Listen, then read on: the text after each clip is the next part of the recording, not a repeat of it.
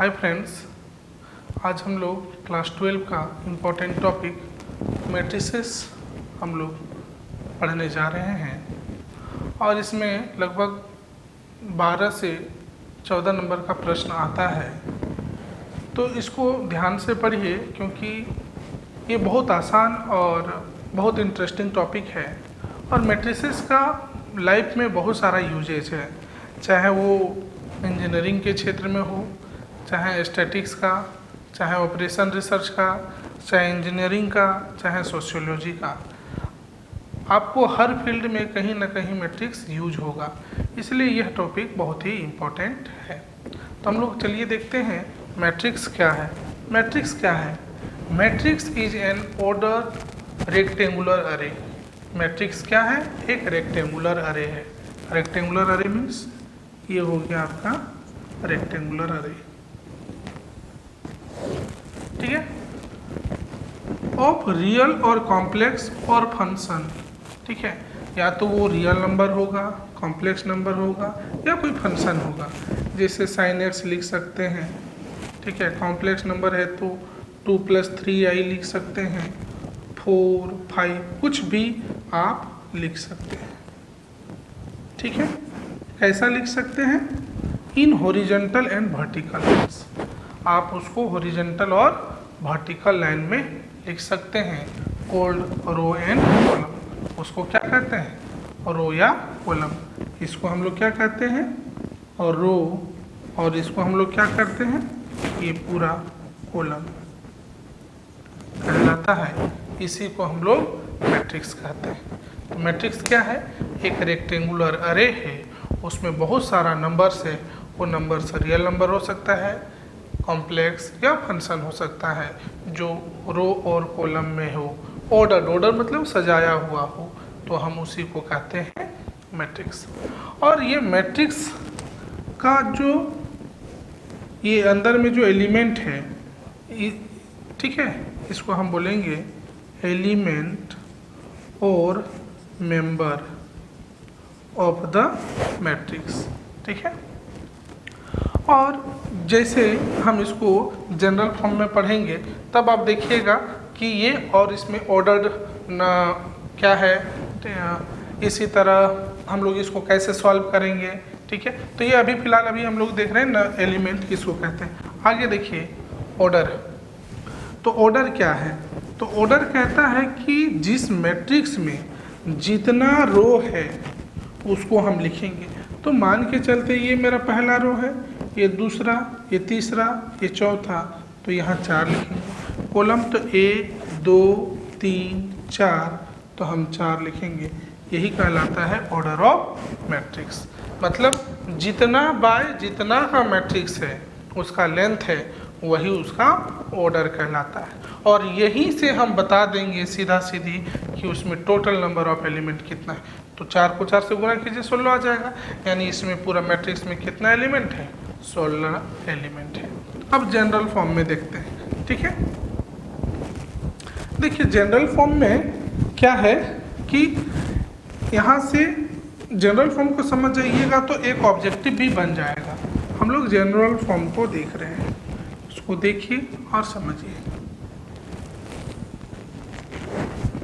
ये है A11, A12, A13, A14 ... A1n, AI1,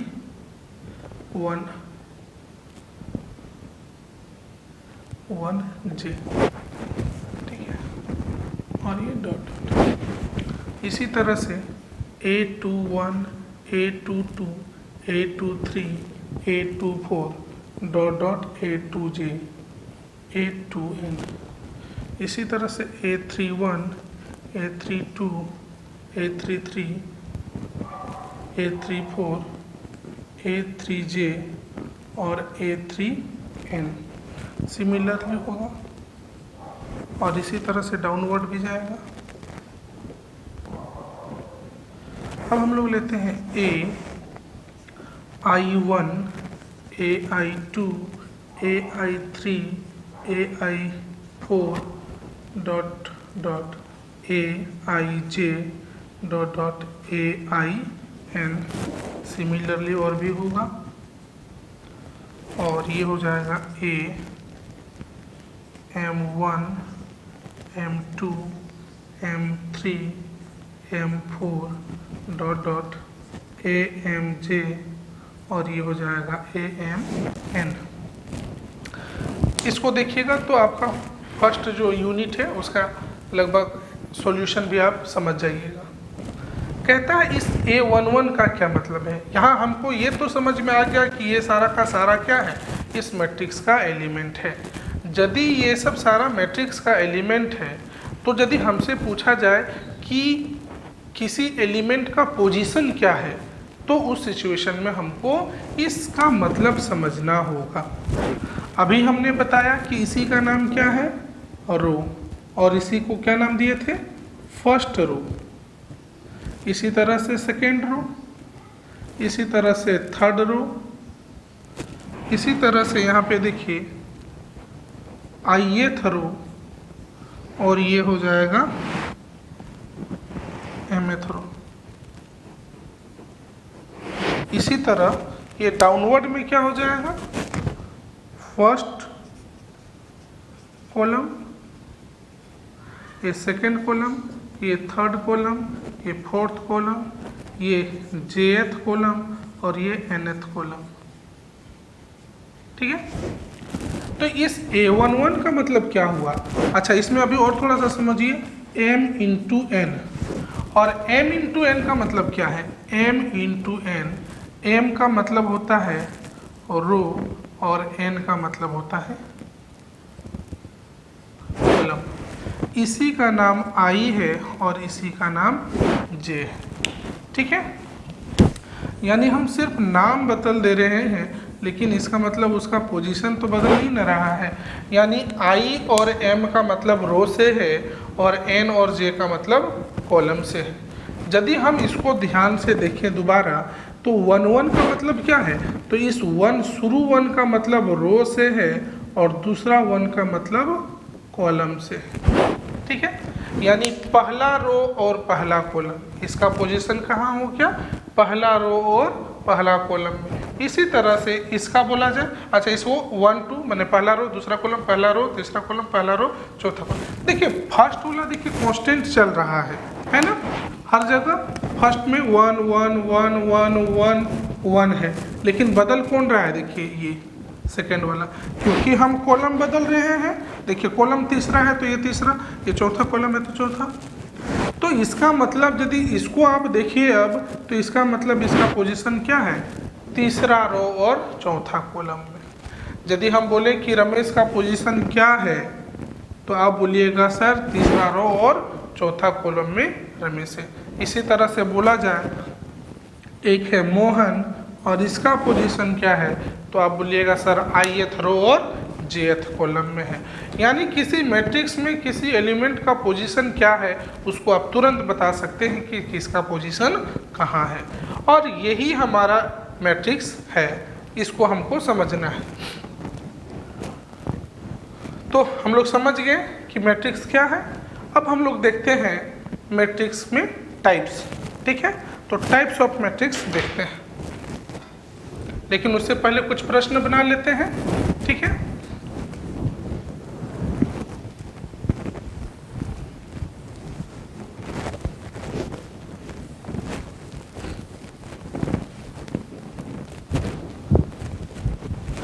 जैसे बोला जाएगा कि किसी मैट्रिक्स में 18 एलिमेंट है, the number of element in any matrix is 8 या 18, then what is the possible order.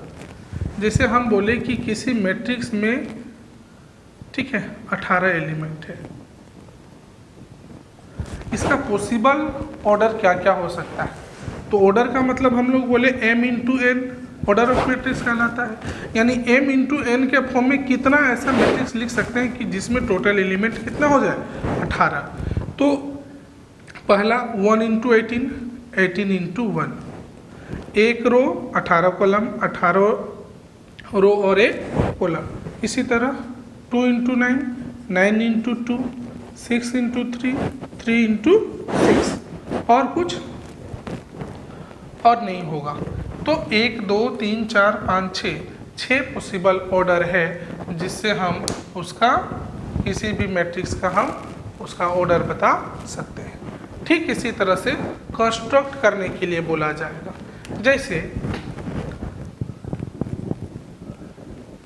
Construct a 2x2 matrix. ठीक है, तो कंस्ट्रक्ट करना है एक 2x2 मैट्रिक्स। इसका मतलब है कि 2 रो होगा और 2 कॉलम होगा। इसका मतलब अब ये कितना जगह कटिंग हुआ, 4 जगह। लेकिन नाम कैसे देना है तो अभी हम लोग सीखें। A11 पहला रो पहला कॉलम, तो ये हो जाएगा A12, A21 और 22। तो ये क्या हो गया, 2x2 का मैट्रिक्स बन गया। इसी तरह आपसे बोला जाए कि 3x2 का मैट्रिक्स बनाइए। यदि 3x2 का मैट्रिक्स बनाना है तो 3 गो रो लेना होगा और 2 कॉलम लेना होगा। तो ये हो जाएगा A11, A12, A21, A22, A31, A32।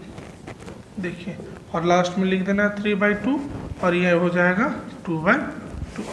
तो इस तरह से आप कोई भी मैट्रिक्स कंस्ट्रक्ट कर सकते हैं, चाहे वो 1x1, 1x2, 2x1, 3x2, 2x3, 4x4, 5x5। तो इस तरह से आप कोई भी मैट्रिक्स को कंस्ट्रक्ट कर सकते हैं। लेकिन कंस्ट्रक्ट करने के बाद ये सिर्फ उसका एलिमेंट को बता रहा है। कभी कभी प्रश्न ऐसा भी होता है कि construct a 2x2 matrix where Aij equal to i plus j. अब हमको कहता है कंस्ट्रक्ट करना है 2x2 मैट्रिक्स का जिसमें Aij equal to i plus j है और उसको हमको बनाना है। तो क्या हो जाएगा, सबसे पहले सॉल्यूशन में देखिए तो हमको कंस्ट्रक्ट करना है 2x2 का मैट्रिक्स। तो 2x2 में कैसा होगा, A11, A12, A21 और A22। अब इसका एलिमेंट क्या होगा वो तो नहीं पता, लेकिन हमको दिया है given Aij equal to i plus j. अभी हमने बताया यह रो को बताता है, यह कॉलम को बताता है। तो 1 1 का मतलब क्या हो गया, i का वैल्यू 1 और j का वैल्यू 1, यानी 1 + 1 बराबर 2। इसी तरह से 1 2 तो 1 + 2 बराबर 3। इसी तरह से 2 1 तो ये हो जाएगा 2 + 1 बराबर 3। और 2 2 का मतलब 2 + 2 इक्वल टू 4। देयरफॉर मैट्रिक्स इसका नाम दे देते हैं लेट A इक्वल टू, तो A इक्वल टू क्या हो जाएगा, तो ये हो जाएगा 2 3 3 4। यही इसका आंसर हो जाएगा और यह एग्जाम में 1 नंबर का प्रश्न आता है। ठीक है, तो हम लोग अभी सीखें कि किसी मैट्रिक्स को कंस्ट्रक्ट कैसे करते हैं। 1 2 प्रश्न और बनाते हैं। फिर से देखिए, कंस्ट्रक्ट ए 3x2 मैट्रिक्स।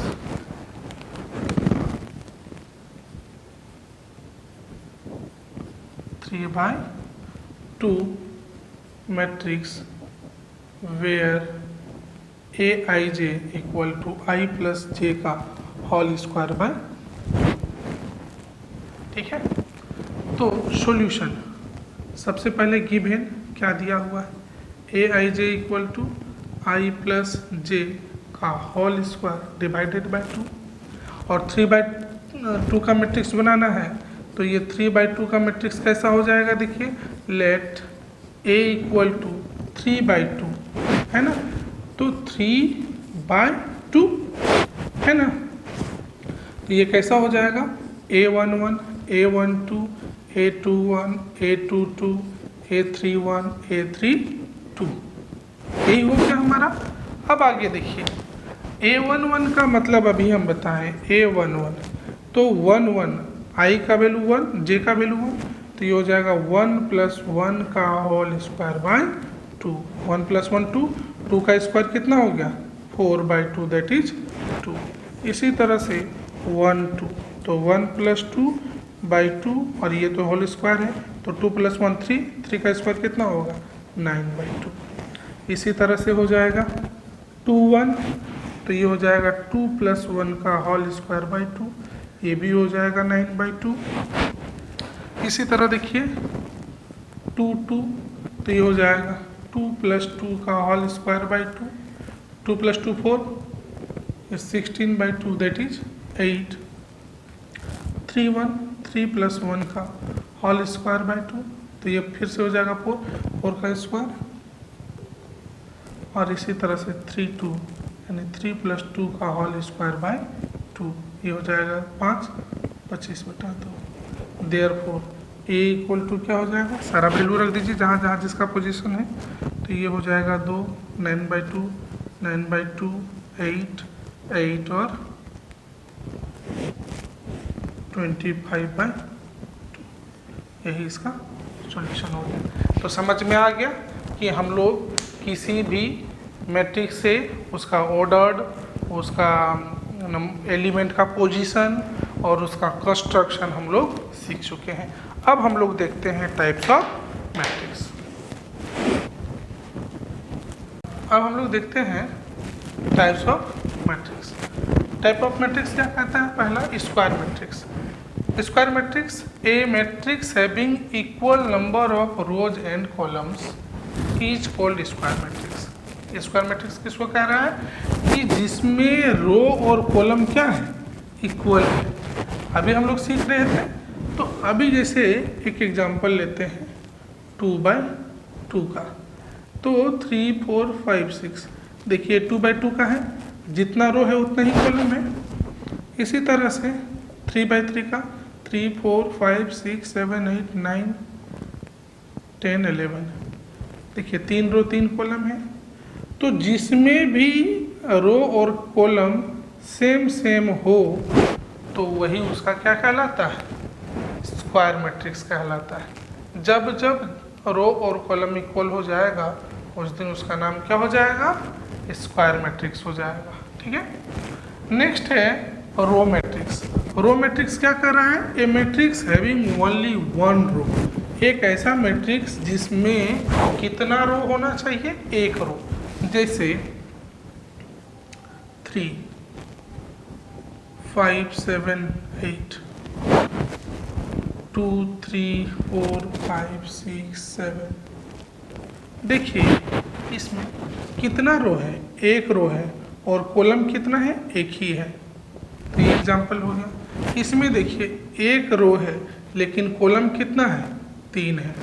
इसमें कितना है? एक रो है लेकिन कॉलम कितना है? 6। तो हमको सिर्फ एक रो होना चाहिए, कॉलम कितना भी हो उससे कोई दिक्कत नहीं है, तो उसको हम क्या कहते हैं?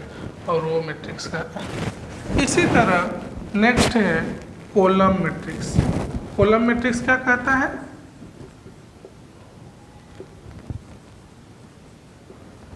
ए matrix having only one column, एक ऐसा मैट्रिक्स जिसमें कितना कॉलम है? एक ही। तो फिर से 3 ले लिए, तो एक रो एक कॉलम। ठीक है। इसी तरह 4 5 6, इसी तरह 1 2 3, ठीक है ना। तो ये सब एग्जाम्पल है किसका? कॉलम मैट्रिक्स का। एक ही, देखिए इसमें रो कितना भी है लेकिन कॉलम तो एक ही है ना। तो ये एग्जाम्पल हो गया कॉलम मैट्रिक्स का। ठीक है। आगे देखिए नेक्स्ट है डायगोनल। ठीक है। इसमें क्या कहता है समझिए, ये कह रहा है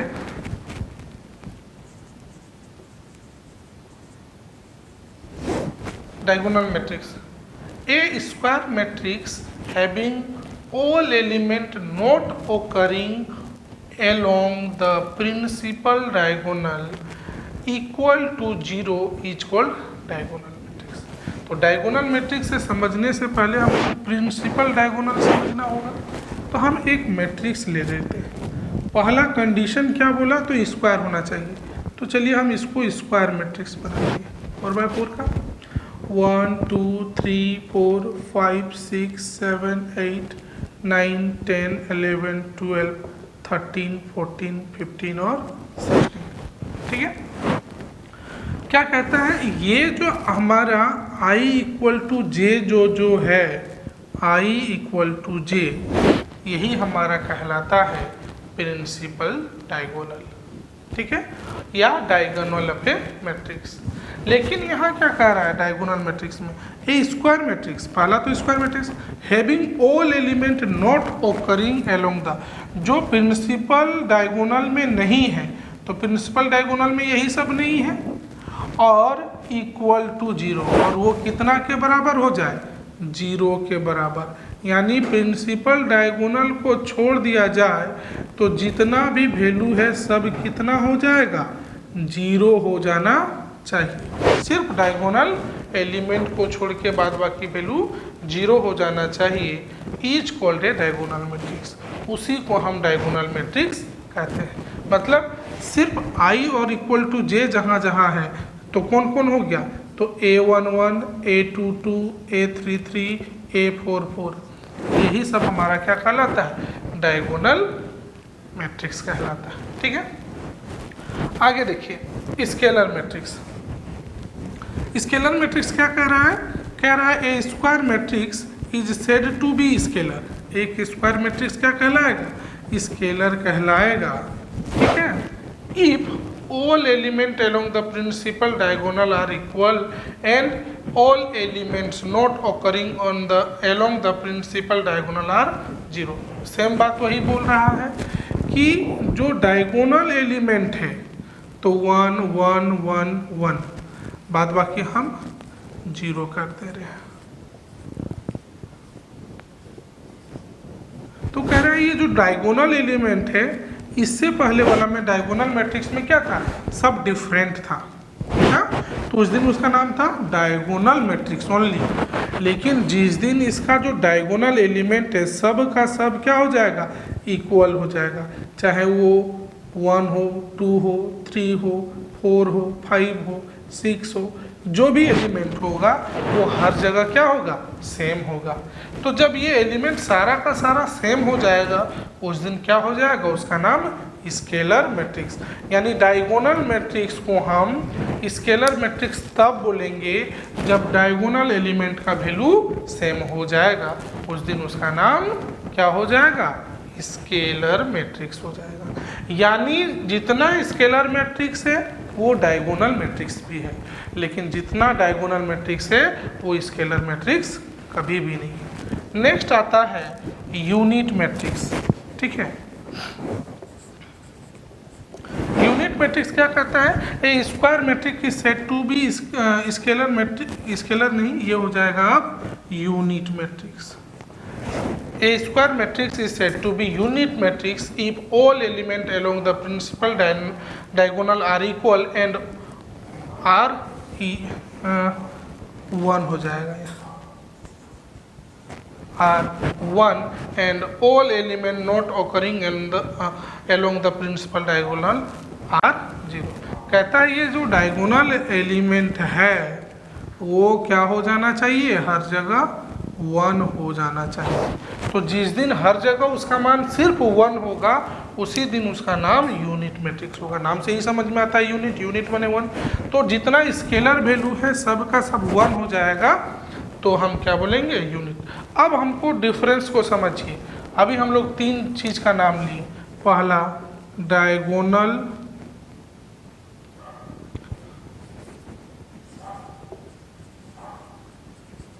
मैट्रिक्स, नेक्स्ट लिए हम लोग स्केलर मैट्रिक्स, और लास्ट नाम लिए यूनिट मैट्रिक्स। यहाँ क्या बोला कि डायगोनल जो है यानी A B C, हम 3 बाय 3 का ले रहे हैं, ये 0 0 0 0 0, तो ये जो हमारा वैल्यू है वो अलग अलग है। यहाँ पे क्या है कि तीनों वैल्यू कुछ भी हो सकता है, 2 2 2, ये 0 ये 0 ये 0, सब मैं दूसरा मार्कर से लिख दे रहा हूँ, हो गया 0 0 0। ठीक है, इसी तरह मैंने एक और बनाया तो हो गया 1 1 1, बाद बाकी 0। ठीक है, तो क्या कहता है कि जब इसमें इस जो डायगोनल है इसका एलिमेंट डिफरेंट है तो उस दिन उसका नाम सिर्फ डायगोनल मैट्रिक्स है। लेकिन जब ये डायगोनल एलिमेंट जो डिफरेंट है वो सेम हो जाए, तब उस दिन उसका नाम स्केलर मैट्रिक्स है। और जिस दिन सारा वैल्यू 1 हो जाए उस दिन उसका नाम यूनिट मैट्रिक्स है। यानी डायगोनल मैट्रिक्स, स्केलर मैट्रिक्स को हम डायगोनल मैट्रिक्स बोल सकते हैं, लेकिन डायगोनल को स्केलर मैट्रिक्स नहीं बोल सकते। इसी तरह यूनिट मैट्रिक्स को हम स्केलर मैट्रिक्स बोल सकते हैं, लेकिन every scalar matrix not be a unit matrix. तो अभी क्या समझ में आया कि unit matrix is scalar matrix, but every scalar matrix may be और may not be unit matrix. हो सकता है, होगा कब? जिस दिन 1 हो जाएगा, और नहीं होगा कब? जब 1 को छोड़ के जितना भी होगा। अब फिर इसमें समझिए, every scalar matrix is a diagonal matrix, but every diagonal matrix can not be a scalar matrix. ये चीज़ हमको ध्यान में रखना है, ठीक है। अब इसी तरह हम लोग इसमें देखेंगे ट्रेंगुलर मैट्रिक्स, और ट्रेंगुलर में हो जाएगा लोअर ट्रेंगुलर और अपर ट्रेंगुलर, ठीक है। इसको थोड़ा सा समझिए।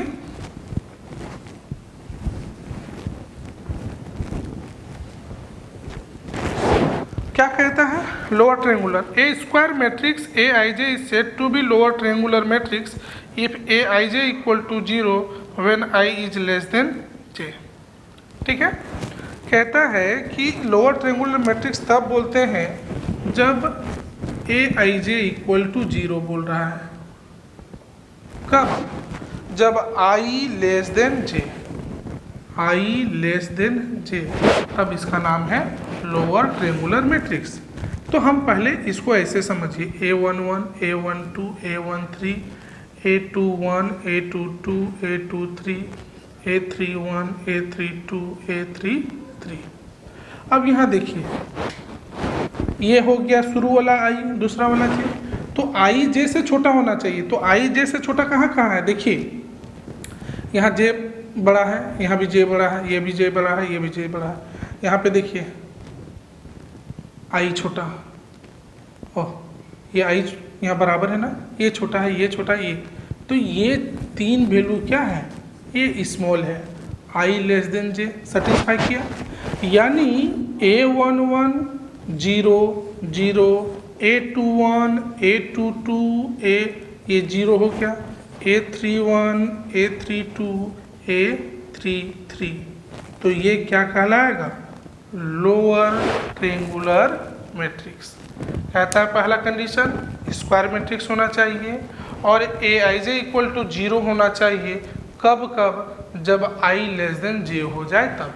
तो देखिए यहाँ आई लेस देन जे है, आई लेस देन जे है ना। तो वो वैल्यू तीनों 0 हो गया, यानी ये तीनों वैल्यू हमारा क्या हो गया? 0 हो गया। बाद बाकी में कुछ भी एलिमेंट रहेगा तो इसका नाम होगा लोअर ट्रेंगुलर मैट्रिक्स। इसी तरह होता है upper triangular matrix. Upper triangular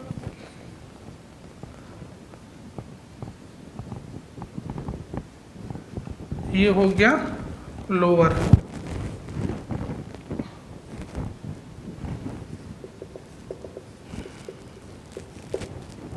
यहां हम बना रहे हैं अपर ट्रेंगुलर।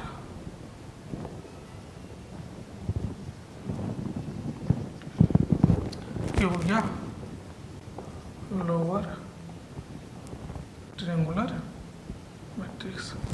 ये क्या कहता है?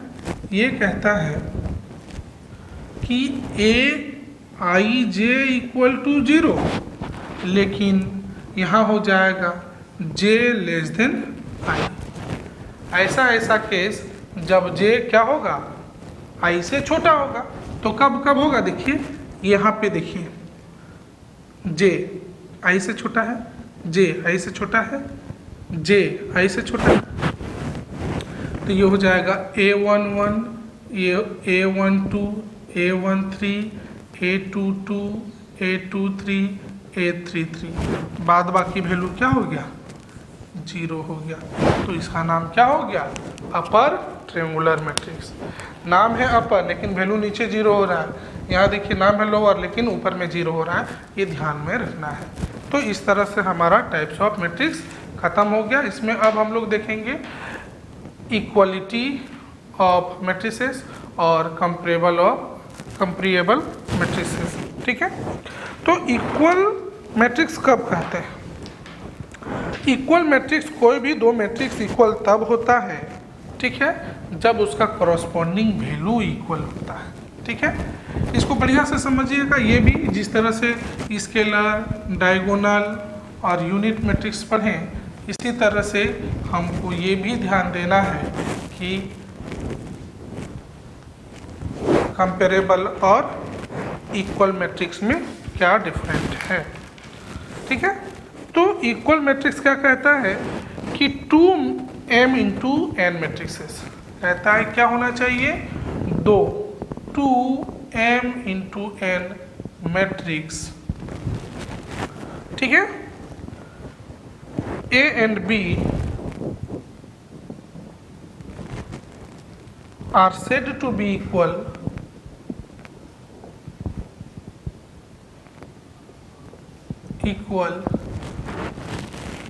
if corresponding elements of two matrices are equal. If the corresponding elements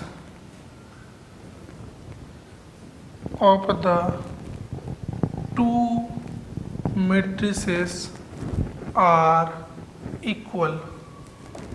क्या कहता है, फिर से समझिए कि इक्वल मैट्रिक्स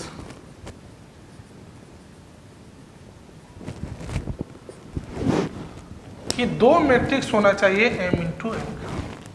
चलिए दो मैट्रिक्स लेते हैं, इसका नाम A दिए, इसका नाम B दिए।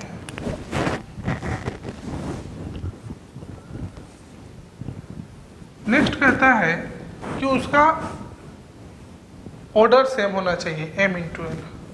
तो ये यदि हम 3x3 का बना रहे हैं तो ये भी 3x3 का बनाना होगा। अब वैल्यू लेते हैं 6, 7, 8, -1, 2, 3, 0, 2, 1। इसी तरह से 6, 7, 8, -1, 2, 3, 0, 2, 1। अब देखिए तो आपको समझ में आएगा कि ऑर्डर सेम है और कोरस्पॉन्डिंग वैल्यू भी इक्वल है। कोरस्पॉन्डिंग वैल्यू का मतलब क्या है कि A11 का वैल्यू वही होगा जो B11 का होगा। A11 6 है और ये B11 के बराबर भी है। A22 = 7 = B22, मतलब इसका दूसरा रो पहला A12 सॉरी, ठीक है, तो इसका जो पहला रो पहला कॉलम का जो एलिमेंट होगा वैल्यू होगा वही वैल्यू B का पहला रो पहला कॉलम का वैल्यू होना चाहिए। सेम इसी तरह पहला रो दूसरा कॉलम का जो वैल्यू है उसी तरह इसका पहला रो दूसरा कॉलम का भी वैल्यू इक्वल होना चाहिए, तब उसको हम बोलेंगे इक्वल मैट्रिक्स। केवल दो ही नहीं, सब का सब एलिमेंट यानी 9 का 9 एलिमेंट बराबर होना चाहिए। इसमें से एक भी वैल्यू कहीं भी इक्वल नहीं हुआ तब हम उसको इक्वल मैट्रिक्स नहीं बोलेंगे। ठीक इसी तरह से है कंपेरेबल मैट्रिक्स, कहता है कि क्रॉसपॉन्डिंग वैल्यू क्या है उससे हमको मतलब नहीं है, लेकिन यदि उसका ऑर्डर सेम है तो हम बोलेंगे कि वो कंपेरेबल है। कहता है to matrices A and B are said to be comparable if they have same number of row and columns। उसका कहता है कि दो मैट्रिक्स कंपेरेबल तब होगा जब, देखिए उसको भी मैं लिख दे रहा हूँ,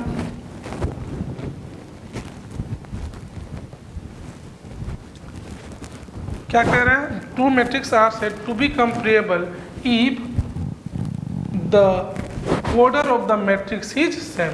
मान लेते हैं एक मैट्रिक्स A लिए 2, 3, 4, 5, एक मैट्रिक्स B लिए 6, 7, 3, 4। देखिए दोनों 2x2 का मैट्रिक्स है, लेकिन एलिमेंट तो इक्वल नहीं है, तब इसको हम A is not equal to B बोलेंगे, लेकिन ये कंपेरेबल होगा। तो हम यहाँ पे ये समझ में आया कि हर एक इक्वल मैट्रिक्स कंपेरेबल मैट्रिक्स हो सकता है, लेकिन हर एक कंपेरेबल मैट्रिक्स इक्वल मैट्रिक्स नहीं हो सकता है। ठीक है।